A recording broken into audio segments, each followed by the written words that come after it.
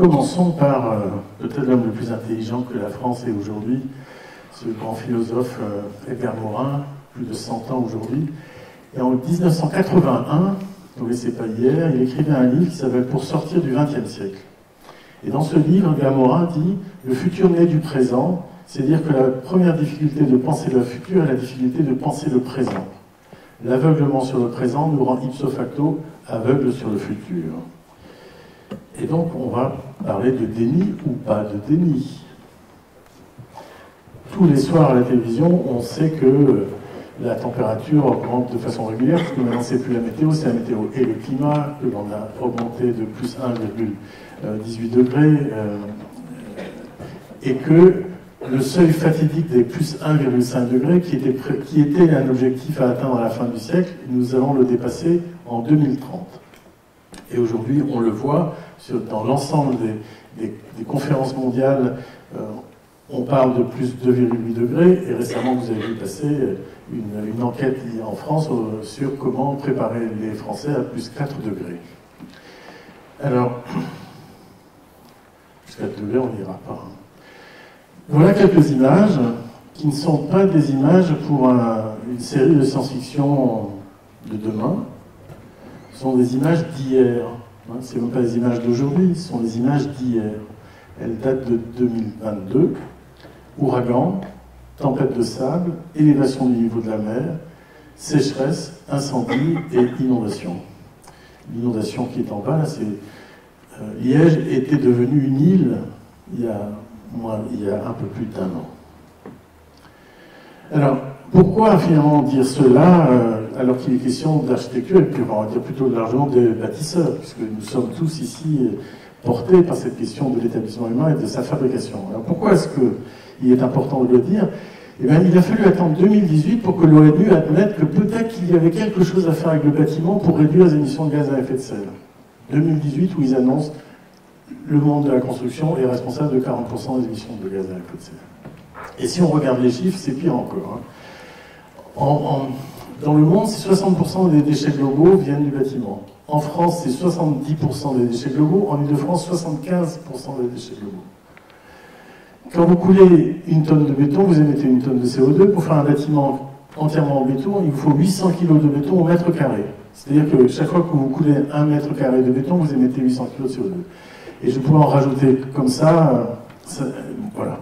Ne parlons pas de la pollution qui fait 8,8 millions de morts par an dans le monde, et là, on ne se dépêche pas de faire des vaccins. Alors que c'est beaucoup plus que toutes les pandémies et le reste. Donc voilà, nous sommes, concernés par ce dérèglement-là, et on est concernés parce qu'on est aussi face à ça.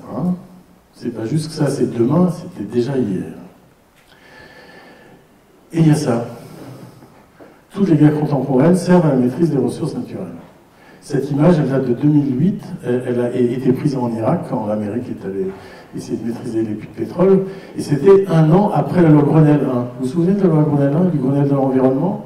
La loi Grenelle 1 disait qu'en 2020, tous les bâtiments seraient BPOS, tous les bâtiments neufs seraient BPOS, et que pour y arriver, il fallait que toutes les maisons construites neuves soient passives en 2015. On n'y est pas. Sauf qu'on y est là encore avec cette image que je montre depuis 2018. Et depuis 2018, j'explique que finalement, si nos architectures étaient BPOS, puisqu'elles devaient le devenir, si elles étaient passives, on dépendrait moins du gaz de M. Poutine. Ça faisait un peu sourire dans les années 2008. Pourquoi un architecte parlait de géopolitique? On le sait bien, toutes nos décisions comptent. Toutes nos décisions de bâtisseurs sont des décisions géopolitiques. Alors face à ça, parce qu'il ne suffit pas de le dire, il faut agir, parce que nous sommes des acteurs et que nous savons faire des choses autrement que ce qui se faisait au XXe siècle, avec 2 amis, un ingénieur Alain Bornarel et une architecte Dominique Gozin-Muller. Il y a 5 ans, nous avons lancé un manifeste pour une frugalité heureuse et créative. Parce qu'on voulait pas que ça se poursuive, et puis parce que l'on savait faire autrement. Et en fait, notre présentation sera sur les solutions qui existaient déjà. Je n'étais évidemment pas un des fondateurs du Club de Rome, je suis membre du chapitre Europe du Club de Rome, et j'ai relu les rapports, notamment ce rapport de 1997, qui s'appelle Facteur 4. L'Europe, quand elle prend le facteur 4, la réduction par 4 des émissions de gaz à effet de serre à l'horizon 2050 sur la base de 1990, plus technocratique, vous ne pouvez pas. Hein. C'est vous et le tableur qui a fait son boulot. Quand le Club de Rome a utilisé Facteur 4, le sous-titre disait ceci: 2 fois plus de bien-être en consommant 2 fois moins de ressources. Y a-t-il un autre projet d'avenir?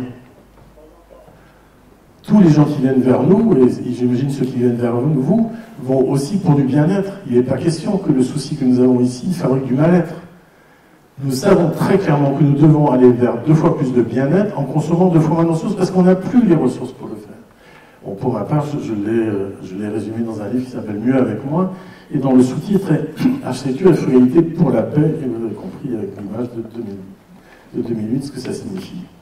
Alors, nous avons choisi frugalité et pas sobriété. Alors, nous aurions pu prendre sobriété, puisque Yves Vanillich parle de sobriété volontaire, Pierre Rabhi parlait de sobriété heureuse, et les négawatts parlent de sobriété écologique. En fait, on ne le voulait pas, parce qu'on sentait très bien que derrière la notion de sobriété, puisque les écrits d'Illich, c'est des années 80, du siècle passé, les négawatts et les colibris, c'est il y a 20 ans. Hein. Il s'est passé quelque chose qui fait qu'aujourd'hui, la sobriété est une injonction. Vous devez moins consommer, vous devez moins émettre de gaz à effet de serre. Et on ne fabrique pas un projet d'avenir sur une injonction. Ça ne marche pas. Or, il faut bien qu'on fasse un projet qui nous rassemble sur des idées positives. Et donc, de ce point de vue-là, on laisse tomber sobriété, même si sobriété et frugalité, tant qu'il était question dans l'Antiquité du corps, c'était la même chose. Hein. Frugal et sobre, ça parlait de la santé. Et puis, dès qu'on a commencé à ajouter des valeurs morales à la frugalité, pour Cicéron, c'est devenu la vertu la plus importante, et pour Montesquieu, c'est une clé. Montesquieu dit « L'amour de la démocratie, c'est l'amour de l'égalité. L'amour de la démocratie, c'est l'amour de la frugalité, parce qu'il ne peut pas y avoir d'égalité sans frugalité générale. » Et ce partage dont on a peut-être besoin était déjà envisagé par Montesquieu. Donc voilà, la frugalité n'est donc pas la sobriété, et la frugalité est une relation rassérénée, ajustée, apaisée à la nature. La frugalité, ça vient du latin, de frux frugis frugam, qui veut dire le fruit de la terre. Frugalité, c'est la récolte du fruit de la terre. Et la frugalité est fructueuse quand voilà, on ne blesse pas la terre et qu'on rassasie ceux qui la font. Donc voilà pourquoi nous sommes très attachés à ce travail juste, de la bonne récolte, juste et simple.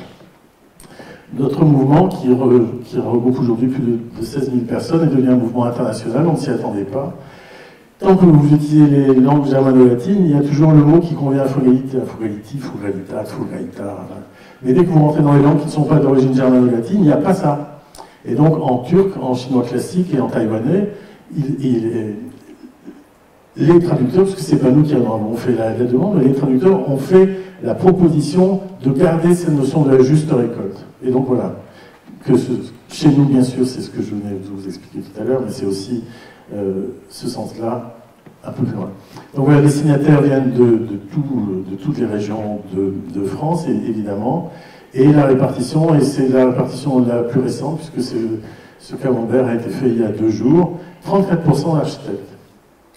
Ce qui signifie que les architectes, qui sont quand même en général ceux qui font des propositions de maîtrise d'œuvre, de réalisation, s'engagent. Donc c'est à peu près 5000 architectes, hein, ce qui n'est pas tout à fait rien.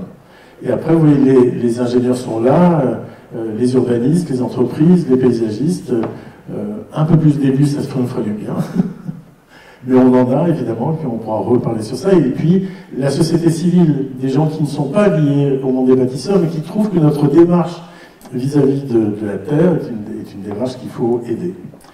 Alors, quand je dis qu'on est 16 000, on est plus que 16 000, puisqu'il y a plein de personnes morales qui ont signé ce manifeste.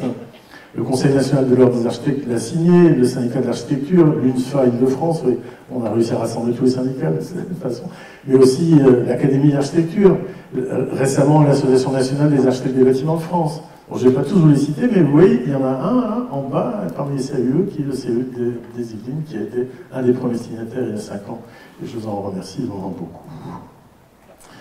Alors, qu'est-ce que c'est que de regarder ce qui est déjà là, et qu'est-ce que c'est que d'y faire attention, puisque c'est bien ça l'idée. Hein.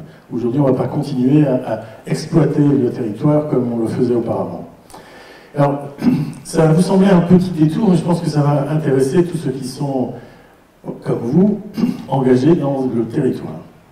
Alors que vous avez là, c'est la carte de France des ponts et chaussées. C'est la carte de France du ministère de l'Équipement.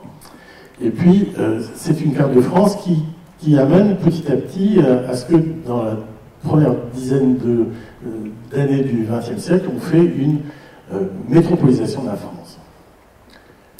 Parce que finalement, ce sont les regroupements urbains qui semblent être les plus intéressants. Regardez, je n'ai pas fait cette carte-là, regardez quand même, elle ose montrer que seules les métropoles portent de la couleur et que là, c'est gris. Ce qui est quand même assez innommable, parce que la réalité de la France, c'est ça. Alors je me suis, parce que j'ai commencé à travailler pendant très longtemps dans un bourg de 900 habitants en Bretagne, pendant plus de 15 ans, je me suis toujours attaché à l'idée de montrer à quel point le territoire est riche et beau. Donc il y a, voilà, en 2015, j'ai écrit ce texte contre les métropoles, et je ne pensais pas que j'aurais un jour une joie théorique. Ça arrive, et c'est arrivé récemment parce que j'ai été expert de l'ONU pour le sommet Habitat 3 à Quito, et j'ai assisté au moment où l'OCDE, la Banque mondiale, la Commission européenne, l'ILO et la FAO décident de revoir les définitions de l'urbain. Partout dans le monde, il y avait cette même paresse qui consistait à dire que ce qui est urbain n'est pas rural, et ce qui est rural n'est pas urbain. Et donc c'était simple, et ça se calculait en termes de population. Par exemple, en France, est urbain une agglomération de 2000 habitants, sans coupure de 200 mètres. Ce qui faisait dire à l'INSEE que 77,5% de la population française était urbaine. Sauf que c'est un peu ce qui décide qu'un jour, comme on pense que c'est l'urbain le plus important, on arrive à ça, quoi. Donc l'OCDE, la Banque mondiale, l'ILO, la FAO, la Commission européenne font leur boulot et arrivent à quelque chose de passionnant. Donc ils ne changent pas les définitions dans les pays, mais ils ajoutent la densité au kilomètre carré. Donc très gros travail de densité systématique. Et au lieu d'avoir simplement le rural et l'urbain, l'établissement humain, c'est-à-dire ce que nous vivons quand nous sommes ensemble sur Terre, l'établissement humain est défini par le dense, c'est-à-dire l'urbain, le semi-dense urbain, le semi-dense rural, le rural et le rural peu dense. C'est-à-dire qu'au lieu d'avoir 2 définitions d'établissement humain, c'est 5 définitions qui arrivent. Conclusion. Alors que depuis 2008, l'ONU annonçait que la population mondiale était à 54% urbaine, la réalité, c'est qu'elle est aujourd'hui à 48% urbaine. Vous réalisez que vous avez changé de monde, là. En tout cas, le visage officiel du monde n'est plus le même. Et alors, en France, qu'est-ce que ça donne? Parce que l'INSEE a quand même dit peut-être que notre manière de calculer avant était un peu urbano-centrée. Et donc, qu'est-ce que ça donne en France? C'est joyeux. Hein, ça donne ceci. 33% de la population habite dans des communes rurales qui occupent 88% du territoire, et ce qui fait de la France un des pays les plus ruraux d'Europe, puisque la moyenne en Europe, c'est pas 33%, mais 28% pour le monde rural. 37,9% habitent dans les communes denses, donc on n'est plus aux 77,9%, mais on est à 37,9% à Paris, ou enfin, les métropoles, si vous voulez, mais plus que ça. Et il reste, mais c'est pas que ce qu'il reste, c'est que 29,3% des communes de densité intermédiaire, c'est le territoire français. Et la réalité du territoire, c'est celle-là. Alors j'espère que ça peut vous donner aussi des billes à vous qui êtes élus dans des communes qu'on disait de petite taille, mais dont vous voyez, en les associant toutes, en les ajoutant toutes les unes aux autres, c'est quasiment aussi important que l'urbain. Donc voilà. Voir le rural, voir l'urbain, le rural, le semi-dense et tout ça, c'est voir le monde pour ce qu'il est aujourd'hui, et on se souvient d'Edgar Morin. Et que ce travail-là soit fait à ce niveau mondial, c'est assez incroyable. C'est-à-dire qu'enfin, on regarde la réalité du monde pour ce qu'elle est, c'est d'une grande richesse. Et donc, c'est peut-être la dimension communale qui est la plus passionnante. Juste avant les élections municipales, Cyril Dion vous avait demandé au mouvement de la frugalité heureuse et créative d'écrire un livre sur la ville frugale. Vous avez compris qu'on n'a pas fait la ville frugale parce qu'on ne voulait pas revenir sur l'opposition rural-urbain et qu'on est revenu à l'essentiel finalement, à ce qui est la plus petite dimension politique commune et à ce qui porte les communs, à ceux qui nous est en commun. Et donc, ce travail-là, bon, toutes ces choses-là vous seront données, mais je vous conseille d'acheter ce livre, vous avez bien compris.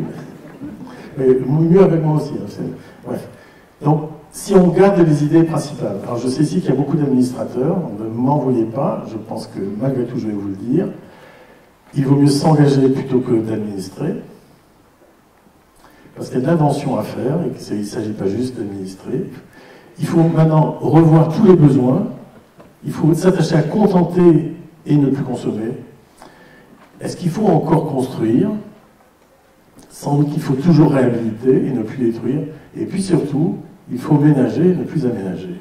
L'aménagement du territoire, c'est les 30 Glorieuses. Hein. C'est la grande histoire du modernisme qui s'installe ici et qui s'en fout un peu du territoire. Enfin, on a quand même tellement d'exemples de ces aménagements qui détruisent la réalité. Et donc nous, on propose de ménager. Vous savez ce que c'est que des actes, hein. Vous avez déjà fait des actes, vous passez des actes. Si au lieu de faire une zone d'aménagement concerté, ça s'appelait une zone de ménagement concerté, vous ne croyez pas que déjà, on regarderait différemment le travail qu'il y a à faire? Nous, on en est persuadés. Alors voilà. L'enjeu, c'est qu'est-ce qu'on fait avec le monde qui est déjà là? Comment on le ménage? Comment on fait en sorte qu'on le vit pour toute sa grande richesse? Avec la frugalité, quand on arrête de penser que l'hégémonie de la monoculture du béton va nous sauver, et qu'on se met à regarder toutes les ressources qui sont présentes dans les territoires, on trouve une immensité de richesses de proximité disponibles. Avec elles, les richesses humaines, puisque tous ces matériaux biosourcés, géosourcés ou de réemploi renvoient à des possibilités de faire, à des pratiques qui sont portées par des savoir-faire humains. Donc voilà, tout ça déjà nous enrichit complètement la possibilité de faire du projet. Je ne vais pas tous les citer, mais ça commence par le Pisé, il y a le Chaume, il y a la BTC, il y a Pierre, il y a le réemploi. Et d'ailleurs, comme il faut bien aider tout ça, j'ai lancé une pétition pour baisser la TVA sur les matériaux biosourcés, géosourcés et de réemploi. Donc si ça vous parle un peu, n'hésitez pas à venir signer cette pétition qui est plus maintenant à 11 000 signataires, mais bien au-delà. Parce qu'il ne suffit pas de se parler, on est des gens qui faisons, donc il faut arranger les choses pour que l'on puisse faire et aller jusqu'au bout. Et puis on peut aussi inventer. Hier, ce que je vous ai montré au début, on va laisser un peu tous les matériaux biosourcés qui existent, mais on peut en inventer d'autres. Je suis en train de faire le musée de l'huître dans une commune qui s'appelle le Tour du Parc dans le Morbihan. On a inventé le béton d'huître, qui est en fait un partenariat européen, un Interreg, pour mettre au point un béton d'huître. Et puis, voilà, il y a les matières solides de l'architecture, et puis vous rajoutez les matières fluides de l'architecture. L'air, la lumière, la chaleur.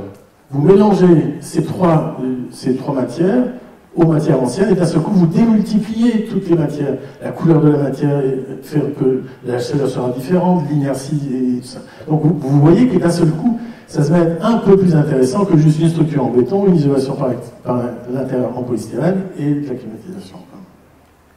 Vous ajoutez à ça le fait que l'architecture, quand on la pense de manière bioclimatique. C'est-à-dire que l'on cherche la relation directe des bâtiments avec leur contexte. Dans une commune comme celle-ci, je suis sûr qu'il y a au moins 2 ou 3 climats différents, en fonction de ce qui est plateau ou pas plateau. Enfin. Donc chercher toujours la dimension bioclimatique du bâtiment permet de concevoir des échanges, des interactions entre l'intérieur et l'extérieur, et donc vous ajoutez tous ces éléments du bioclimatique aux matériaux fluides, aux matériaux solides, et vous comprenez que tout ça n'en finit pas de devenir de plus en plus riche. Enfin.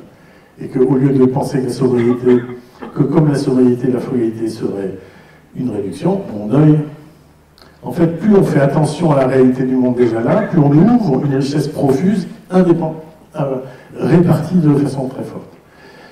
Et aujourd'hui, on a en plus tous les logiciels pour faire en sorte qu'on maîtrise l'effet du lot de chaleur qui est tout autour, parce qu'on ne peut pas vivre bien à l'intérieur, si à l'extérieur on vit mal. Il y a tous les logiciels qu'il faut. Enfin, on a tout ce qu'il faut aujourd'hui pour réussir à le faire, et on a plus que ça. Donc, matériaux solides, matériaux fluides, les différents climats, et tout ça c'est pour qui? C'est pour une société. Et c'est pas une société, c'est des sociétés, voire 1000 sociétés, des groupes humains. Et donc, ajouter à ce que j'ai dit avant, le fait que tous les groupes humains sont différents, et que les communes sont différentes, que les associations sont différentes, et d'un seul coup, on n'en finit pas d'agrandir la possibilité de faire, et de faire de manière très spécifique, attachée au lieu dans ces questions.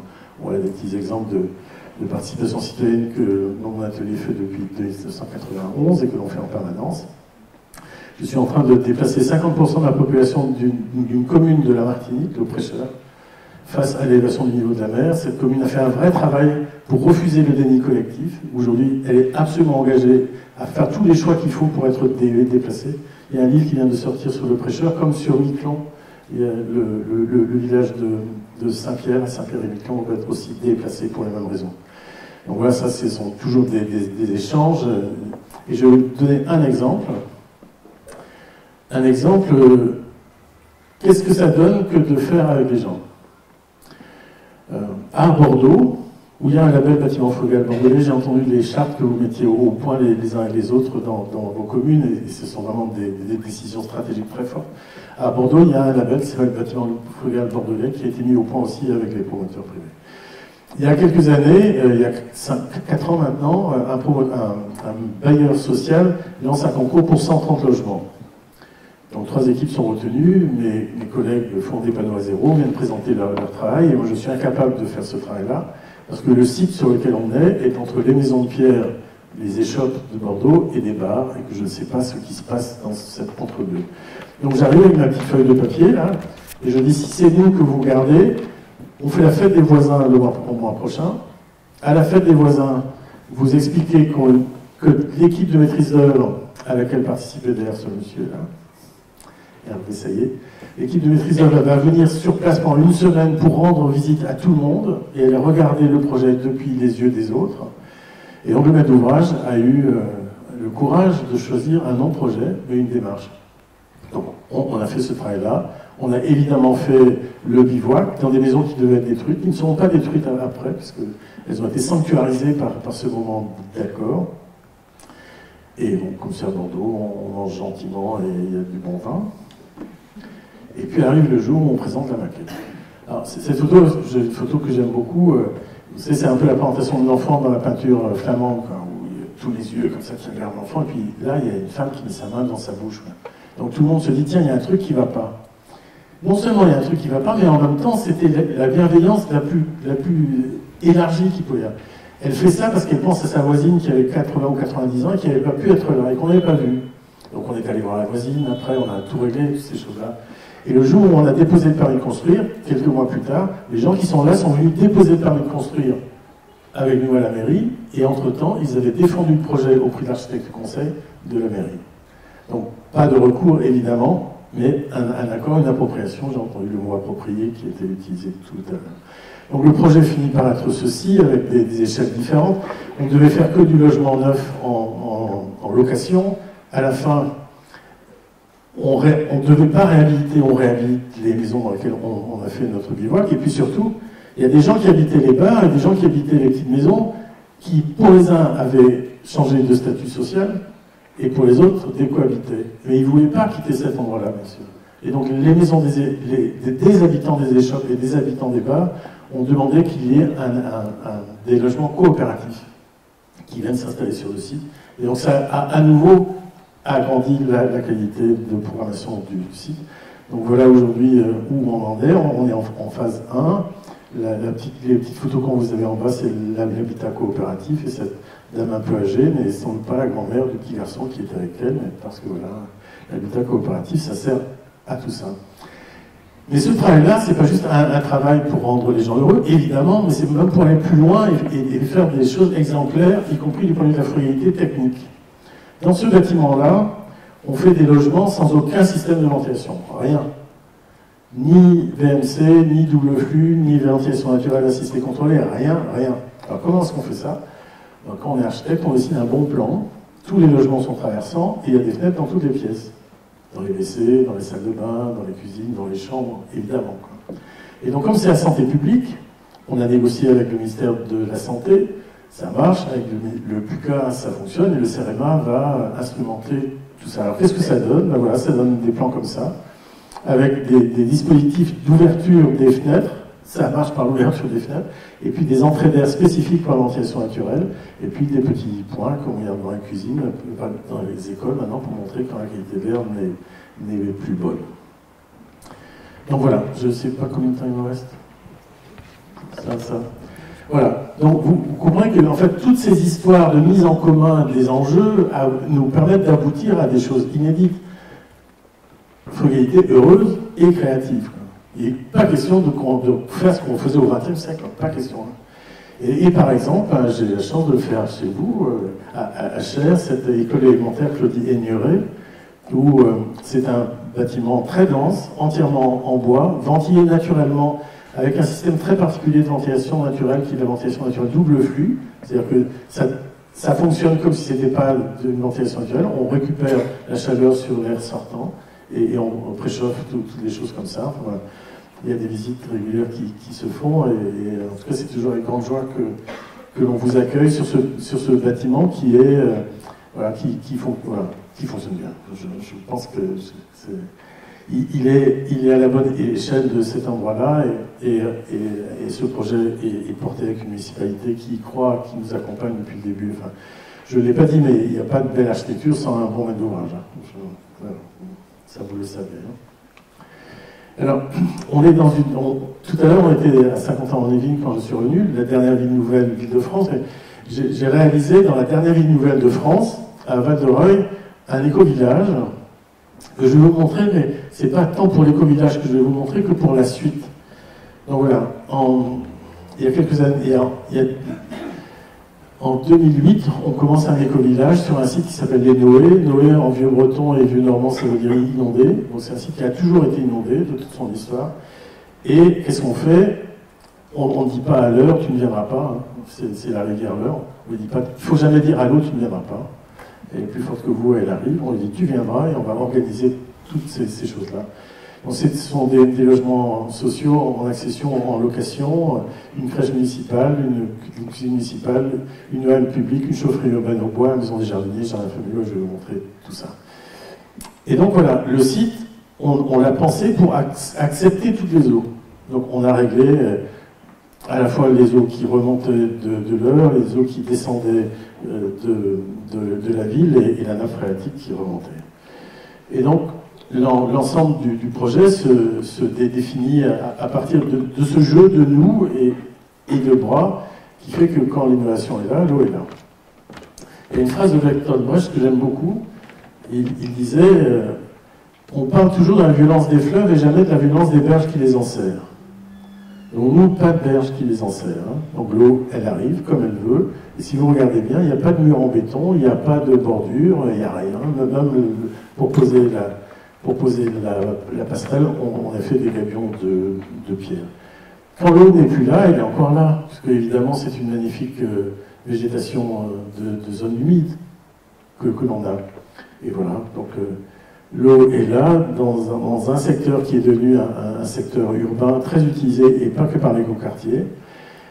Ce que vous avez là, c'est une noue dont vous avez vu une image tout à l'heure qui a été dans l'eau. C'est là que les enfants font du foot tous les soirs, mais même quand il y a de l'eau, ils adorent cette grande mare, donc ils font des grands splashs dans l'eau. On a installé ici une possibilité de venir voir les oiseaux, parce que quand l'inondation est là, les oiseaux sont aussi très présents. Il y a une école à côté. Alors je dis toujours qu'en été, les adolescents adorent ce petit espace pour regarder les oiseaux. En hiver, et le plus important, c'est que le soleil soit là. Alors, quand vous faites... Alors, j'ai entendu parler de passif tout à l'heure. Pour faire du passif pas cher et sans technologie, faites en sorte que tous les logements reçoivent 2 heures de soleil au 21 décembre. Sur cette base-là, vous avez la solarisation gratuite, efficace toute l'année. Donc 2 heures de soleil au 21 décembre, isolé par l'extérieur et de l'inertie à l'intérieur. Quand les gilets jaunes sont arrivés, les télévisions ont débarqué ici pour essayer de comprendre pourquoi les gens ne payaient pas de chauffage. Parce qu'effectivement, ils ne allumaient pas leur chauffage. Et donc pour y arriver, on fait ce travail qui est habituel dans les projets d'architecture et d'urbanisme. On utilise un héliodon et on s'assure qu'il y a bien 2 heures de soleil pour tout le monde. On met des fenêtres dans les salles de bain. Là, ici, j'en ai pas encore mis dans les WC, mais on progresse à chaque projet. La chaufferie bois, et bien sûr des plaquettes qui viennent de la forêt normande, les maisons, les petites fenêtres pour les salles de bain, et les jardins familiaux. Les voitures ne sont pas là, elles sont mises un peu à l'écart. La végétation gère à la fois les crues, mais aussi gère les espaces, les seuils entre les entrées et les circulations piétonnes. Vous voyez, c'est pas de l'enrobé, hein, c'est ni du béton ni de l'enrobé, c'est simplement de stabiliser. Et puis vous avez des endroits un peu plus larges, parce que là on avait un plus grand souci pour gérer la remontée des eaux, où là on gère évidemment l'effet d'îlot de chaleur sans aucun souci, parce qu'on ne vient pas couper et très peu tondre. Les cheminements, voilà, font que l'heure est dans le projet, et les typologies sont différentes, de telle façon qu'il y ait des couples et des familles différentes qui habitent là. Il y a la crèche, évidemment en lumière du jour, pas question d'allumer la lumière électrique, et quand on sort, on n'est pas gêné par les voitures. Et puis, quand on va un peu plus loin, eh bien, on trouve l'espace dans lequel il y a à la fois les jardins familiaux, une coopérative qui faisait de l'horticulture en pour de la réinsertion sociale, à qui on avait installé cette halle. Alors, je dis avait parce que des problèmes de fonctionnement interne à cette coopérative et qu'elle n'est plus là. Et récemment est arrivé un poulailler collectif, parce que quand vous avez un poulailler, vous savez bien, il ne faut pas avoir chez soi, on dépend trop des poules, et quand c'est associatif, c'est parfait. Et puis il y a des ânes.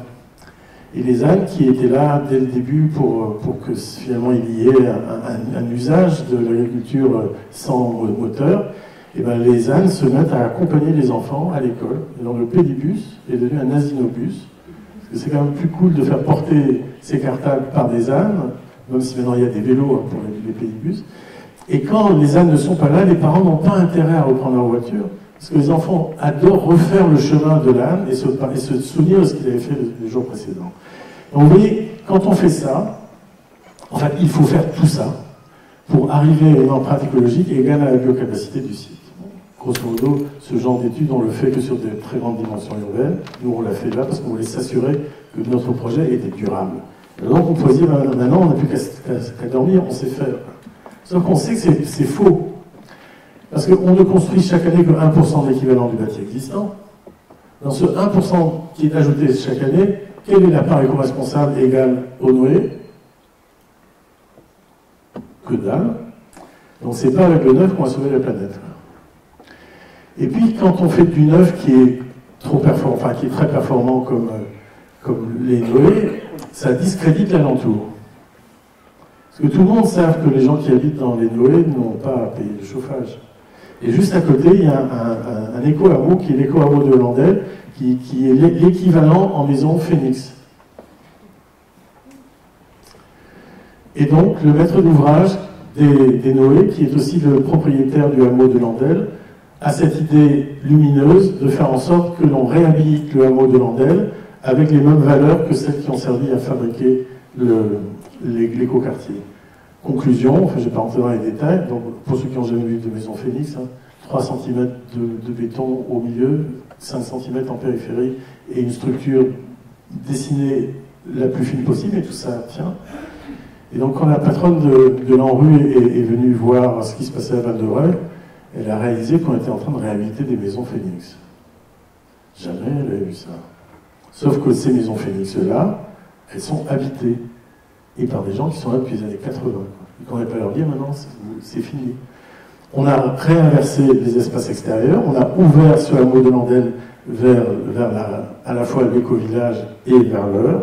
On a désenclavé ce quartier, ce qui y a certains usages qui ont disparu. Et puis voilà, les couleurs sont arrivées, les jardins sont taillés différemment.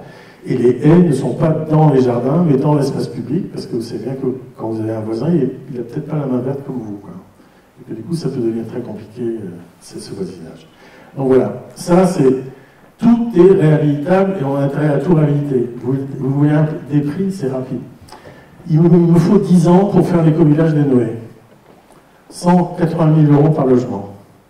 C'est une moyenne.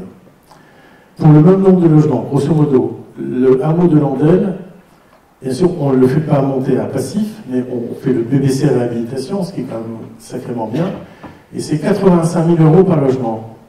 Et on le fait en 5 ans. Donc 2 fois moins cher, 2 fois plus rapide.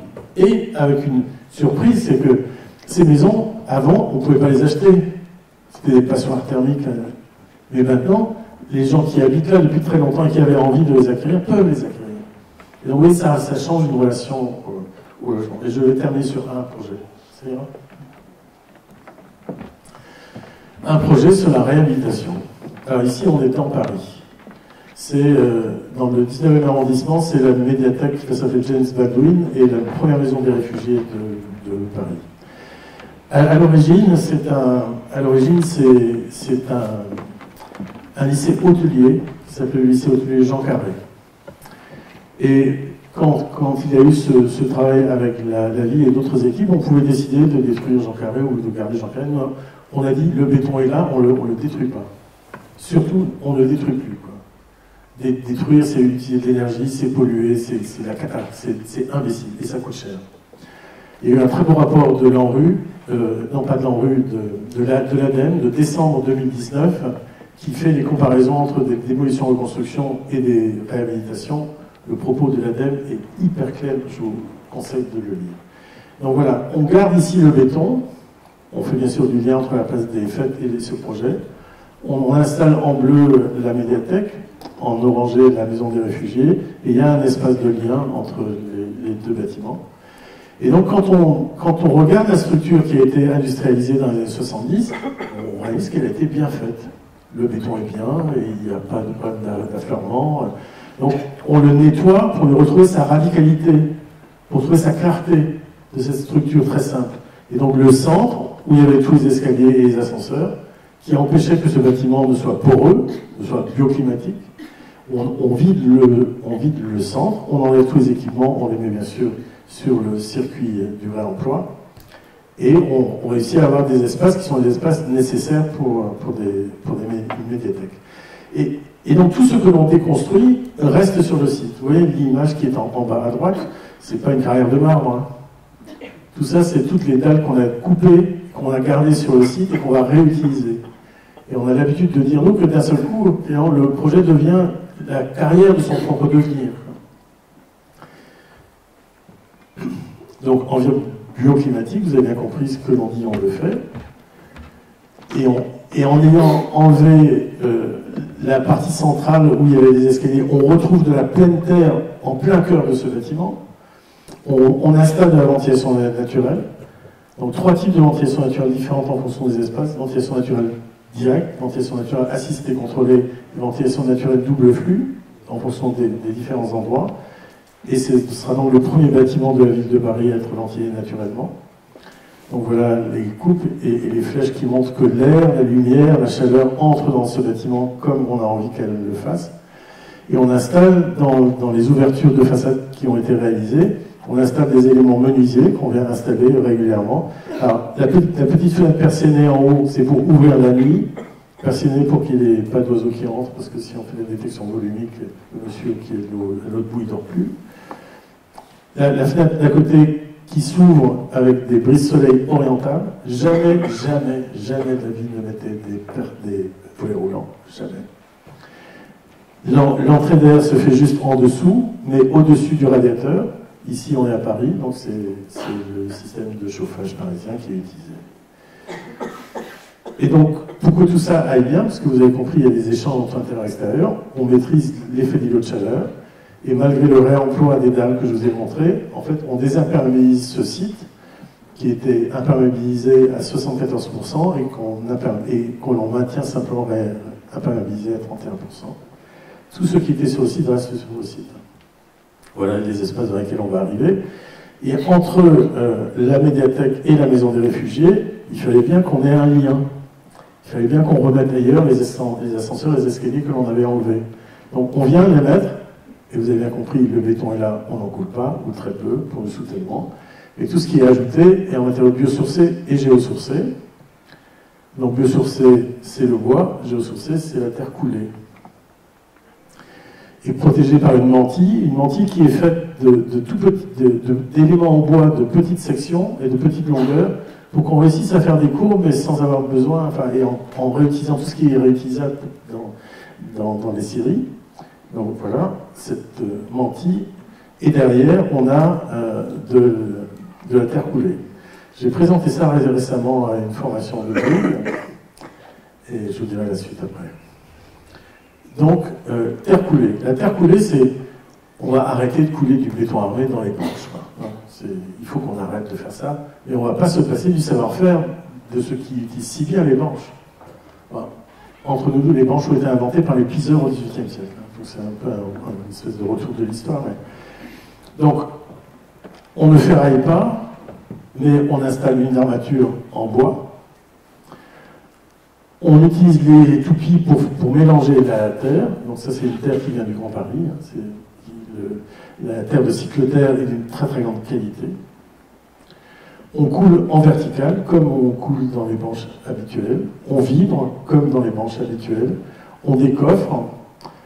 On attend un peu plus, parce que, disons, au moment du décoffrage, il y a encore un peu plus d'humidité. On laisse sécher. On laisse sécher. On transporte à Paris, on installe sur le chantier, et ce que vous avez à côté, c'est cet espace où pas de chauffage, pas de climatisation. Donc une structure en bois, mais une masse de cette terre coulée qui va nous servir à gérer en été comme en hiver les différences de température. Et donc voilà à quoi ressemblera ce bâtiment bientôt. Il est visitable, et Ecopolis fait des visites sur ça. Et aujourd'hui, on est le 20 juin. Le mouvement d'Afro-Égalité Rose et Créative a lancé la fête du soleil. Le 20 juin. Même si au XXIe siècle, il y a un peu plus de solstice d'été au 21 juin, mais le 21 juin, c'est la fête de la musique, on va protéger la fête de la musique. Et donc, on lance une fête du soleil mondiale. Donc, ce soir, si vous voulez, vous arrivez chez vous, vous levez un verre avec vos amis, ou peut-être au moment de vous quitter, vous dites, allez, on va remercier le soleil, parce que le soleil apporte sur Terre, en moins d'une minute, toute l'énergie dont on a besoin. L'air que l'on respire, là, c'est le soleil. Hein. La photosynthèse marine et la photosynthèse forestière, c'est ça qui fabrique l'oxygène. Et puis la biodiversité, c'est ce que nous mangeons. Quoi. On peut peut-être lui remercier un peu et puis se dire que finalement, c'est peut-être lui notre avenir. Donc voilà.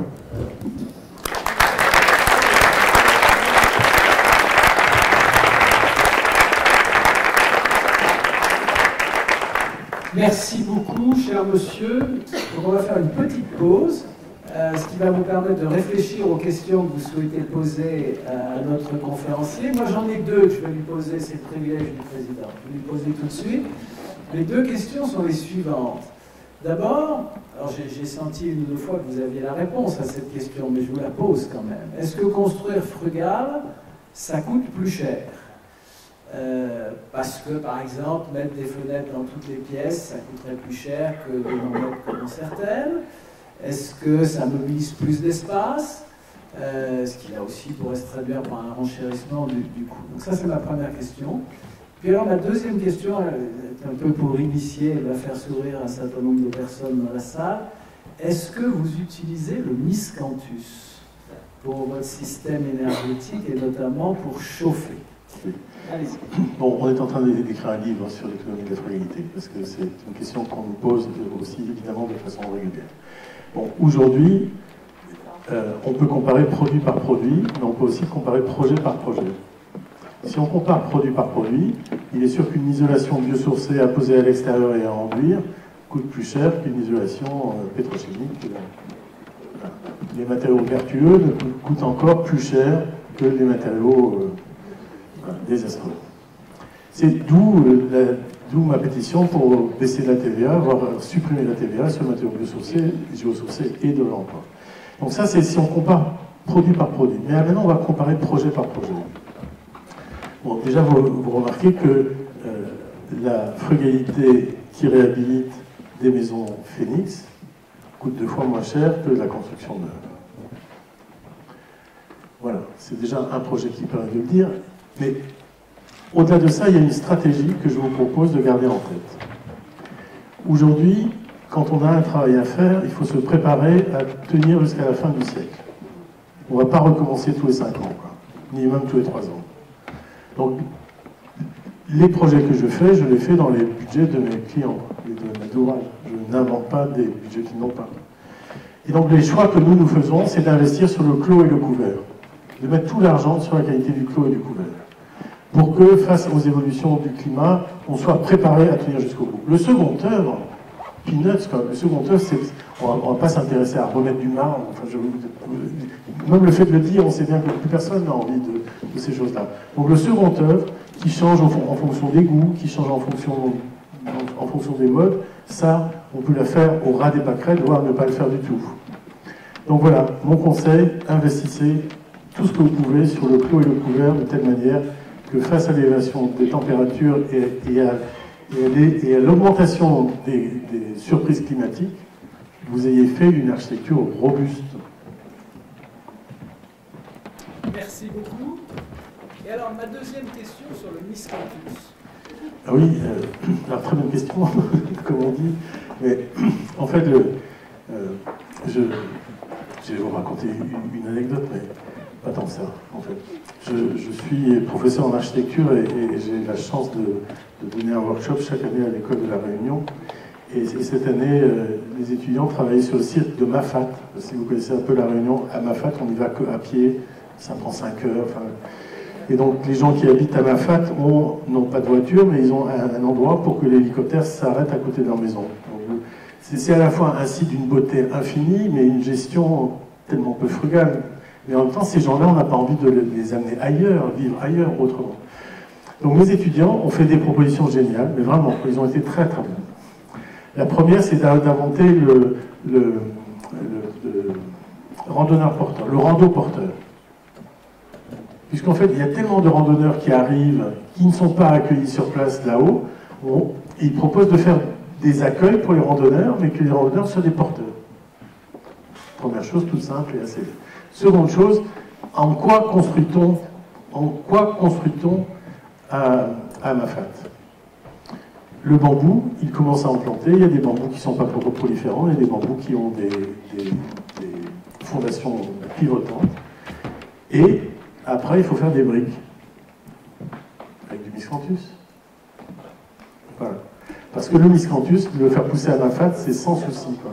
Alors, si vous ne connaissez pas le miscanthus, vous faites des briques en utilisant juste le four de votre cuisine. Vous n'avez pas besoin de chauffer très fort.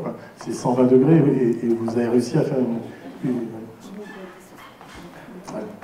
Donc vous voyez, je suis favorable au miscanthus. Très bien, nous vous en remercions. Donc nous sommes nombreux dans cette salle à encourager le miscanthus, à commencer par le directeur départemental des territoires de notre beau département qui nous a rejoints il y a maintenant, combien, monsieur le directeur? Un peu moins d'un an?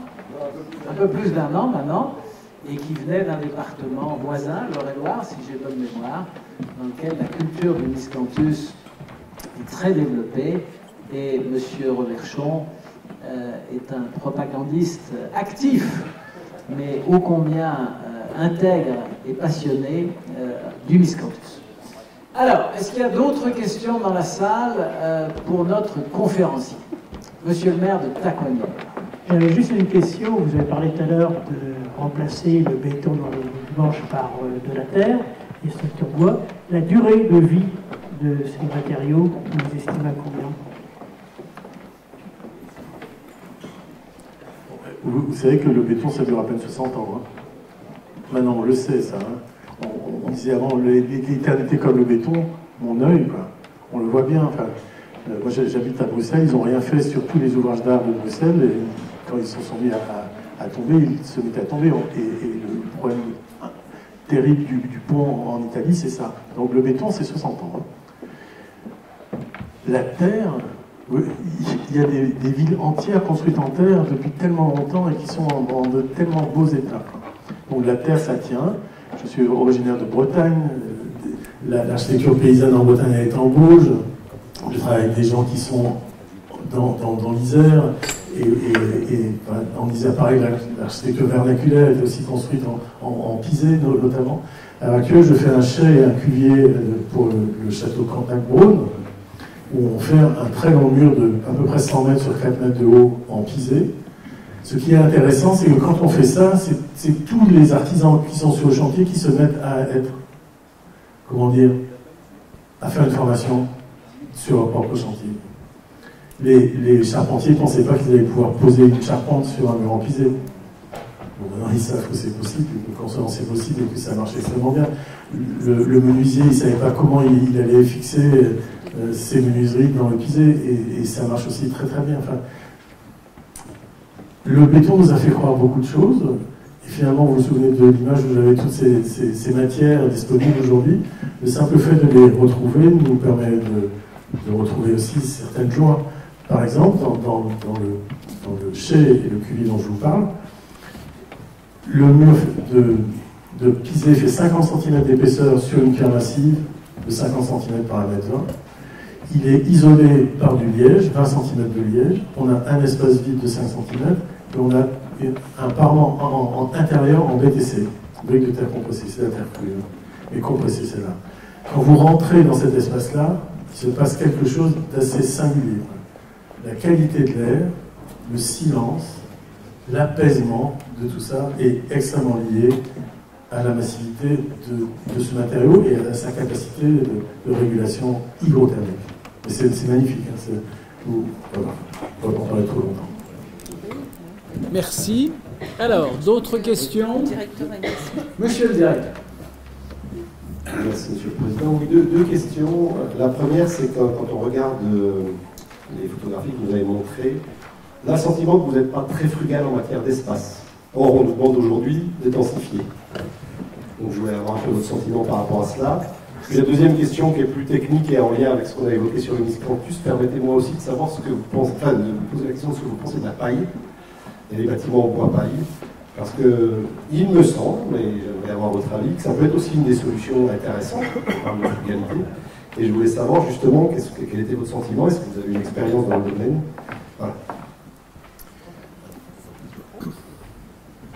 Merci. Sur le bois paille, évidemment, j'ai livré l'année dernière le Conservatoire botanique national de Brest, qui est le plus grand bâtiment isolé en paille du Grand Ouest.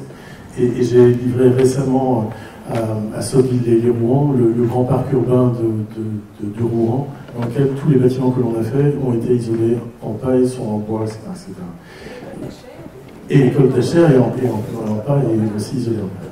Il y en a tellement, et c'est vrai que j'aurais mieux pensé à Achères au tout début. Après, sur la question de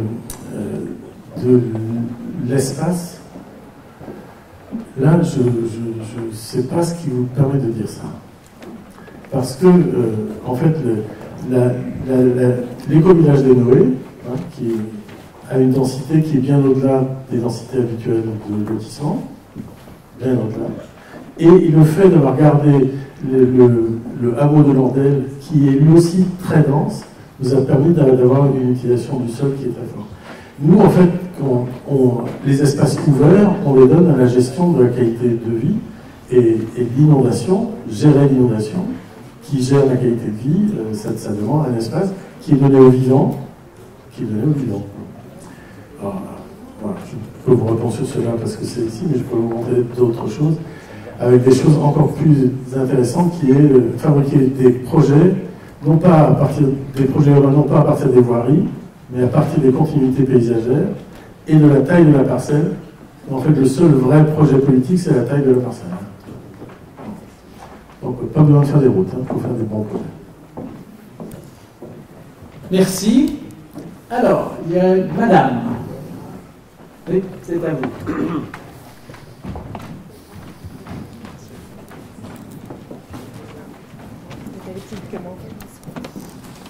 Bonjour. Astrid Argenté, je suis architecte des bâtiments de France dans le secteur nord-ouest des Yvelines. Donc évidemment, tout ce que vous avez dit, j'adhère. J'adhérais avant de devenir architecte des bâtiments de France parce que je suis là depuis 4 mois, architecte des bâtiments de France dans mes fonctions. Pour faire une petite réponse à M. Roberchon, peut-être que ce serait bien de voir des projets de la frugalité heureuse dans des centres-villes patrimoniaux, dans des sujets action cœur de ville, petite ville de demain, parce qu'il y a un grand sujet réhabilitation et prix. L'ANRU est très acteur dans ce genre de programme et j'aimerais bien sensibiliser l'ANRU dans la réhabilitation, voilà, la réhabilitation avec un reportage économique dans lequel on conteste beaucoup l'architecture du bâtiment de France, le prix. Donc l'une de mes difficultés, c'est celle-là. L'autre difficulté, en fait, c'est les normes aussi. Je vais parler de l'ANRU. J'ai eu dans ma vie privée, en tant que maître d'œuvre, un projet qui avait échoué parce qu'il n'était pas compatible ANA. ANA, c'est un financement important pour le logement social. Et on voulait faire un projet sur une ferme en Bretagne, parce que c'est mes origines aussi. On voulait faire du champ, on voulait faire du chauffage par le sol. Ça ne rentrait pas dans les normes, donc ce n'était pas finançable. Ça m'avait pas mal choqué. Donc j'avais deux blocages économiques dans mes fonctions actuelles et dans la maîtrise d'œuvre. Ce n'est qu'un exemple particulier. Je ne dis pas que le blocage est généralisé, mais je sais que dans le patrimoine, les normes souvent sont une difficulté. Merci Madame. Alors ces deux questions me paraissent s'adresser moins à Monsieur Badec, même si je vais lui rendre le micro dans quelques instants, qu'à Monsieur le directeur départemental des territoires, qui à la fois représente une administration qui produit beaucoup de normes, et vous avez été aussi interpellé sur le premier volet de la question de Madame. Sur la question notamment des centres-villes et de se dire on essaye de faire frugal sur les centres-villes, moi je suis complètement prêt. La difficulté à laquelle on est confronté nous aujourd'hui dans notre quotidien ici dans les Yvelines, c'est qu'on a affaire à des projets. Le deuxième programme en rue, c'est 2014. Je crois que depuis 2014, il s'est passé un certain nombre de choses et qu'on est effectivement, grâce au témoignage qu'on vient d'avoir cet après-midi, on est en train de changer notre logiciel, mais on est en pleine transition et c'est pas si évident que ça.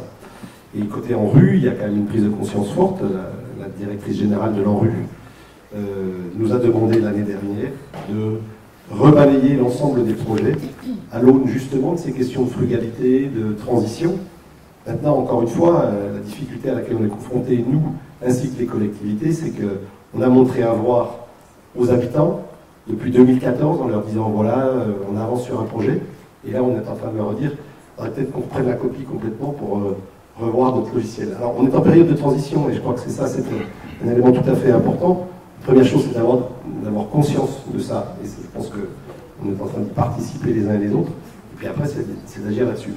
Moi je suis tout à fait d'accord et prêt à, alors peut-être pas avec l'ANRU, mais en tout cas avec Cœur de Ville, et avec en particulier les bailleurs qui nous aident dans le cadre de Cœur de Ville, que ce soit la Banque des territoires, que ce soit, etc., qu'on puisse travailler sur des approches comme celle-ci. Moi je suis complètement favorable. Et puis sur l'ANA, effectivement, il y avait à un moment donné, il y a toujours d'ailleurs à un moment donné, il y a toujours des normes, et puis on est obligé d'instruire les dossiers sur la base, ils sont instruits de la même façon dans le Nord-Pas-de-Calais comme dans le Languedoc-Roussillon, d'avoir à peu près ce type de normes. Ça c'est le premier point, c'est la réponse la plus facile. La seconde réponse, c'est quand même que on n'est pas dans un monde, comment dire, des bisounours, entre guillemets, et qu'aujourd'hui, il y a un certain nombre de lobbies, notamment vis-à-vis du CSTB, qui font que les normes, elles ne bougent pas.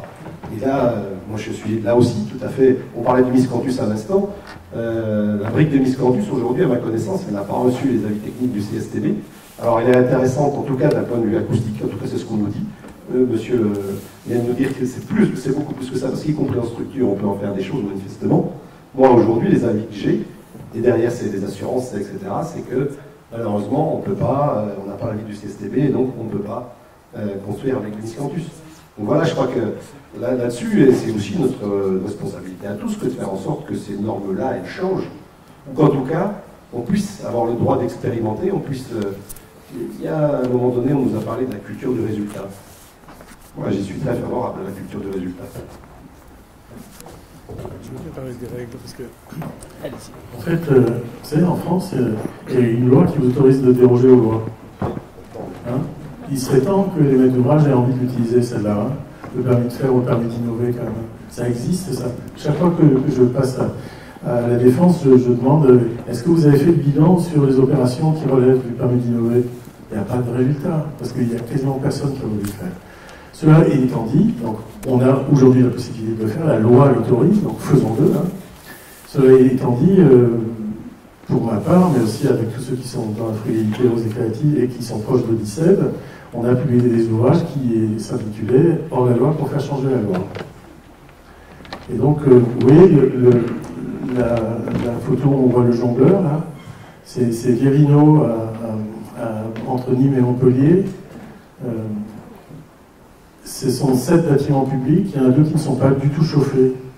Donc c'est hors la loi. Hein, et donc quand le préfet accompagne la ministre de l'écologie qui est venue voir ce projet, elle dit au préfet, n'écoutez pas la réponse qu'il va me donner.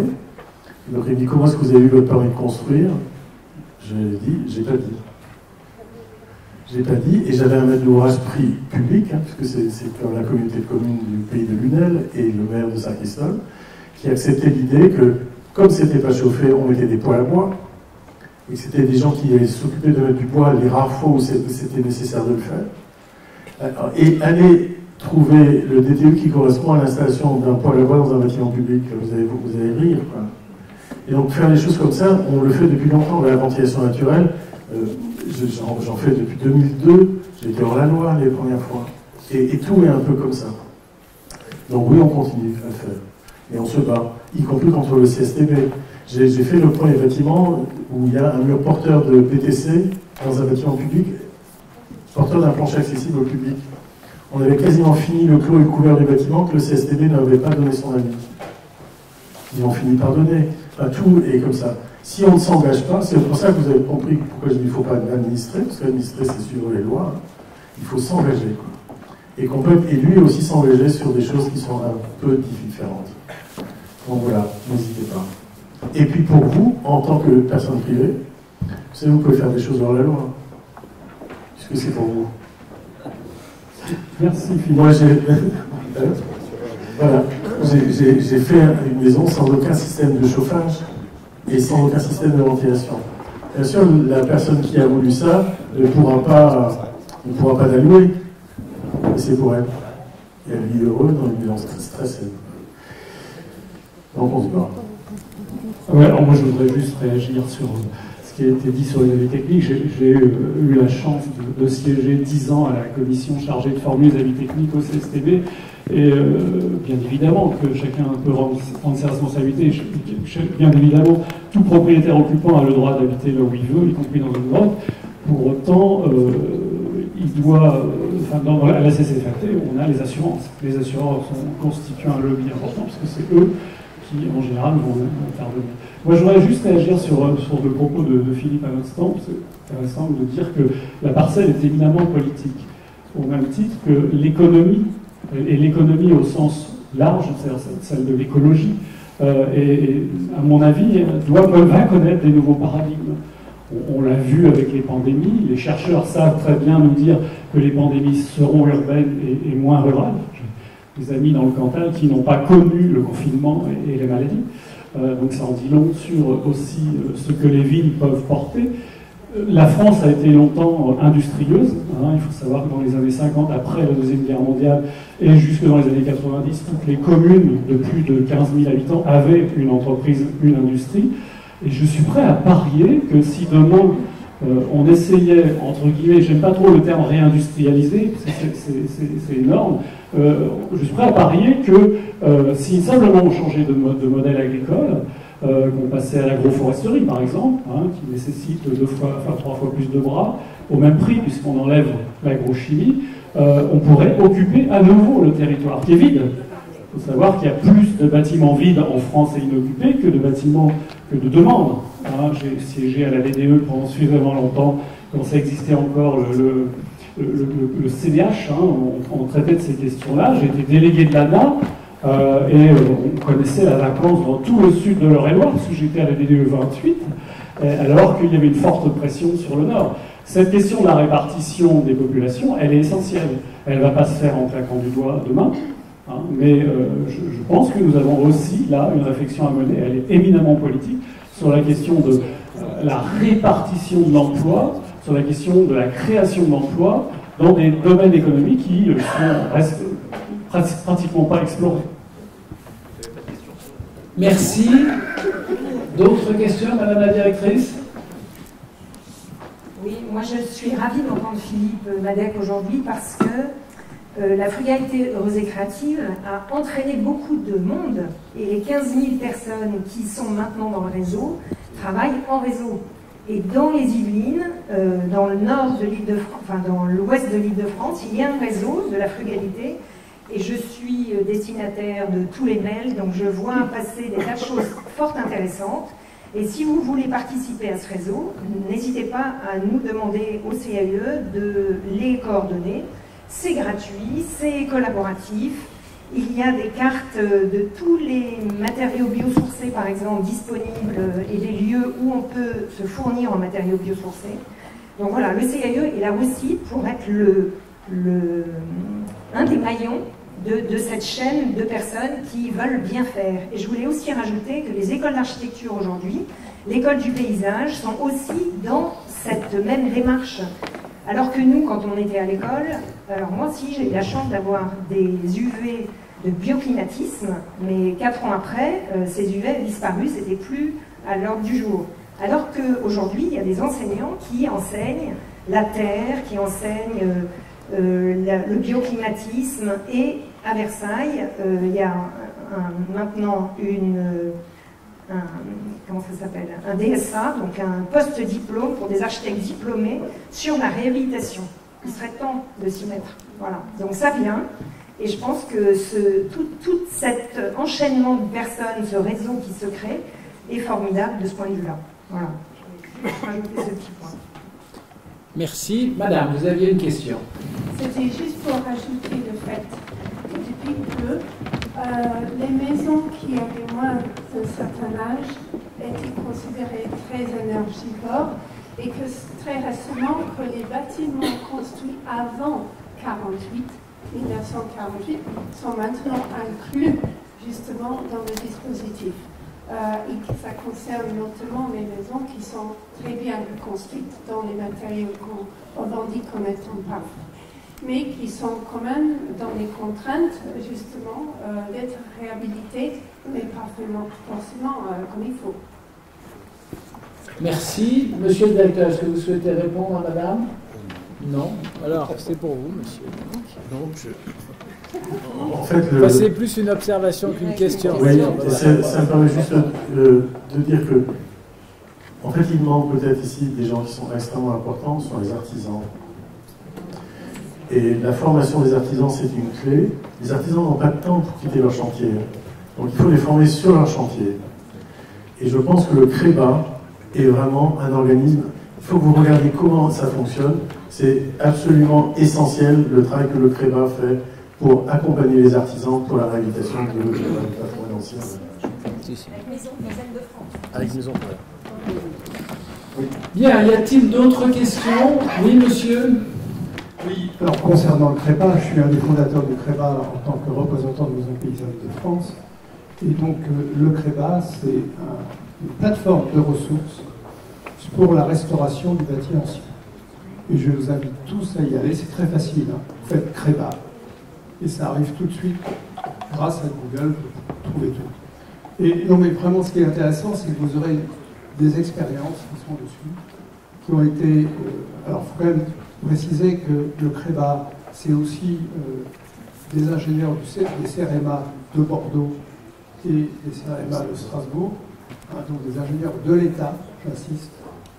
Et actuellement, quand même, l'une des questions qu'on a, c'est quand même le fond du problème, c'est le fameux DPE qui met les bâtiments d'avant 48 à la même enseigne que ceux d'après. Et là, il y a un vrai problème de fond qui n'est pas réglé et qu'il faudra bien régler un jour. Merci. Madame. Moi, j'aimerais poser une question qui va fâcher.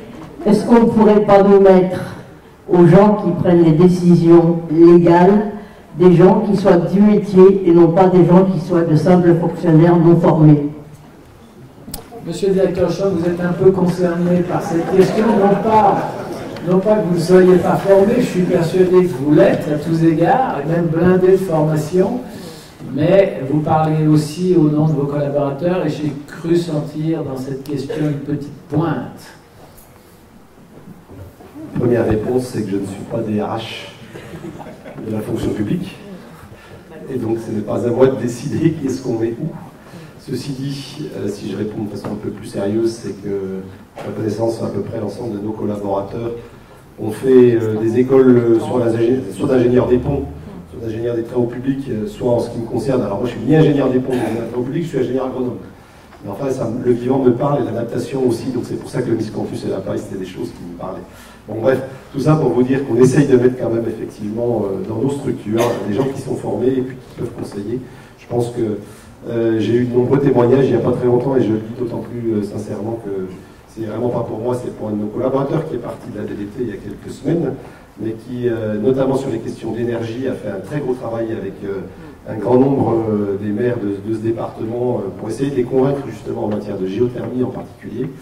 Et je pense que ces compétences étaient louées grosso modo par l'ensemble des maires que j'ai rencontrés. Il n'y en a pas un qui m'a dit que justement il n'était pas à la hauteur. Donc après effectivement on peut toujours en trouver, mais vous savez c'est partout. Puis l'autre aspect c'est que c'est comme partout.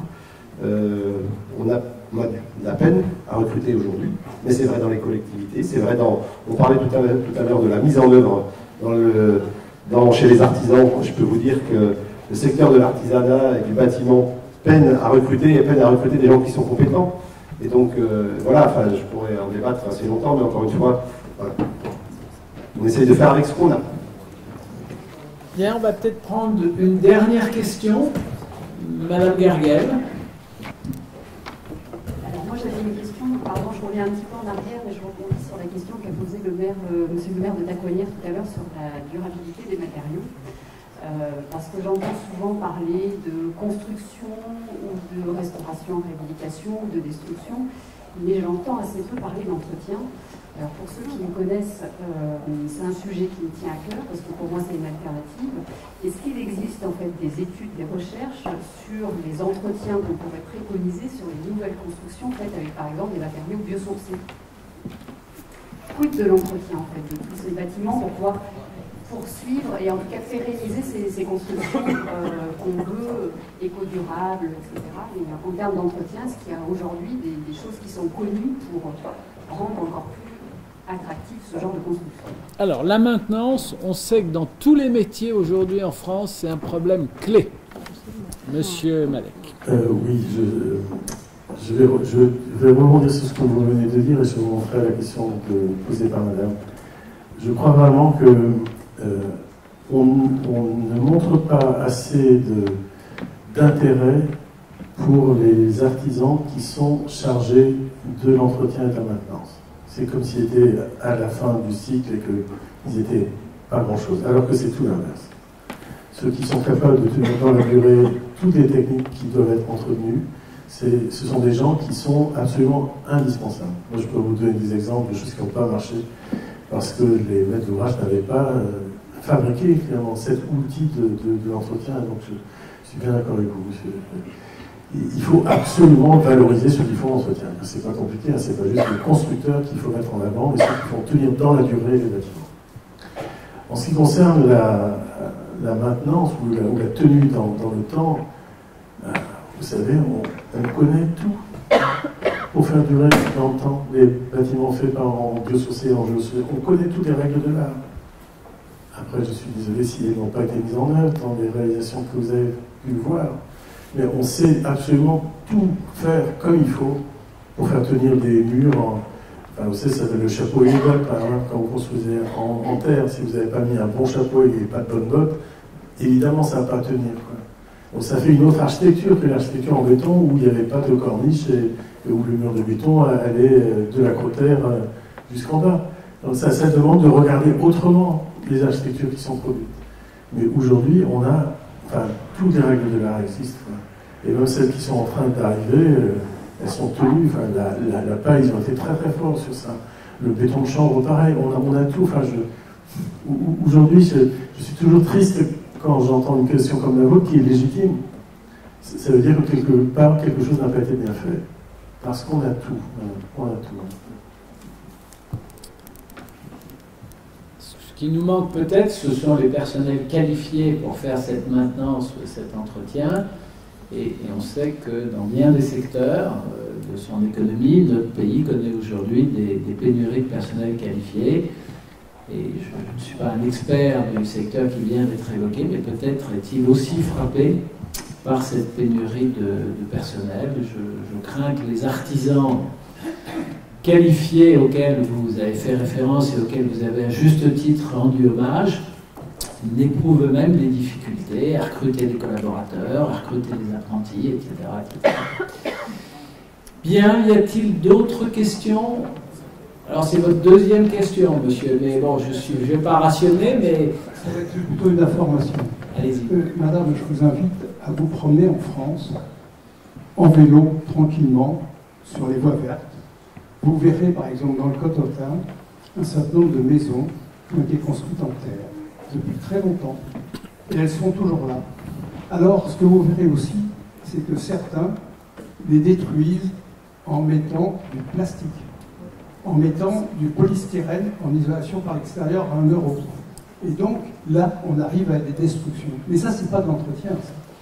Ça, c'est du mauvais ouvrage fait par des mauvais ouvriers, au mauvais endroit, pas adapté. Normalement, moi, ma ferme, elle date du XVIIe siècle. Vous pouvez venir voir la charpente. Bon, elle n'a pas le même âge que celle de Notre-Dame, mais la charpente, elle n'a pas bougé depuis. On n'y a pas mis une goutte de quoi que ce soit. Madame Bergel, vous avez gagné 48 heures dans le Cotentin en vélo. Et bah, écoutez, c'est une bonne nouvelle. Alors, il y avait une dernière question au fond de la salle, on va la prendre. Madame. Bonjour Nathalie Moyes, architecte. Donc moi je bâtis pour les communes locales, je suis pratique dans le 78, et depuis la nouvelle RT 2020, alors avant on était tout azimut dans le gaz, maintenant pompe à chaleur, et la grosse question que je me pose, c'est comment on va réduire les énergies avec des personnes qui se disent chic, je vais pouvoir chauffer et rafraîchir. Donc qu'est-ce que vous en pensez? Je le dis avec là, j'ai le sentiment que cette question vous parle. Je ne sais pas si j'ai bien compris le sens de la question. Ce que je sais à ce stade, c'est qu'on le voit avec les études de l'ANA en particulier. Plus on essaye de rénover et de faire en sorte que l'habitat soit confortable, plus on crée des besoins supplémentaires. C'est-à-dire qu'en clair, avant on chauffait à 18 ou 19, parce qu'effectivement ça coûtait cher et puis que l'énergie partait par la fenêtre. Alors on a isolé, on a fait des travaux, et bien maintenant on se sent bien aussi à 20 ou 21, et donc en fait en clair on fait très peu finalement d'économie au final. Et donc ça c'est un vrai sujet, mais on revient à la question de la frugalité, je crois qu'il faut qu'on apprenne à mettre un pull horaire. Monsieur Madec, le mot de la fin. Je vous remercie. Je pense que c'est vous qui aurez le mot de la fin. Mais bon, effectivement, moi, les pompes à chaleur, c'est pas ce que je préfère. Voilà. Parce que quand ça marche pour le chaud, ça marche pour le froid, et on ne sait pas comment l'usager va maîtriser tout ça. Avant le pull, il y a l'isolation de la maison. Hein? Alors, en faisant très attention, parce que ce que vous décrivez, c'est des points de rosée qui ont été pas bien faits, et du coup la maison est détruite parce qu'elle est mal isolée.